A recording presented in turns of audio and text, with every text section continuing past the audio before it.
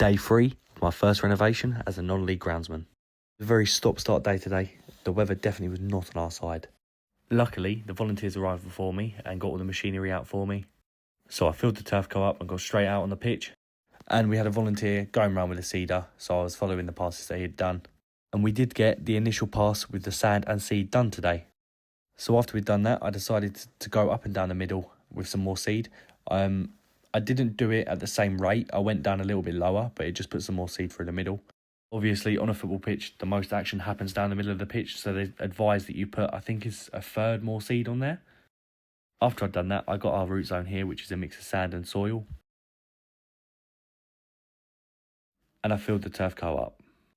We don't have as much root zone, so I went on extremely light. As you can see, we're spreading it a lot lighter than the sand. But the root zone is good as it actually has the nutrients for the seed, whereas the sand doesn't. The sand is more for levelling and long-term drainage. But we're obviously sowing the seed in, so we don't need all the nutrients. We don't need to cover the whole thing in soil or root zone. The soil that's there is already good enough. Got to early afternoon and all the fun really began. The sky just went extremely dark while I was spreading the root zone.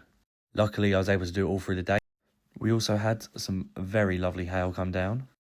And this is the exact reason why I said it was stop-start. The rain was on and off all day. But today, we also put a heavier spread of sand over some parts. So if you didn't know already, we had problems with a certain wing throughout January when it was wetter. So I decided to put a really heavy spread of sand there. It'll obviously all work into the surface. And hopefully through the coming season, the drainage will be a bit better there. Because of the rain today, I decided not to go over with the drag chains. And I only decided to do one part of the brush just in case. I don't know if that was the right call. Let me know in the comments if you disagree. Even though it was wet, the brush still did a decent job at working it into the surface, levelling the ground. Let's just take a moment to appreciate this new record set by my page. That is twice I've got the brush out this week and not explained to you about the build-up of thatch. Give me a trophy. But anyway, last but not least, to finish off the day, we got all the machinery away, and that was that. We aren't quite done with our main pitch yet, and we still have our youth pitches to do. So you know what to do to be sure you don't miss out on the renovation updates. But for now, thanks for watching, if you still are.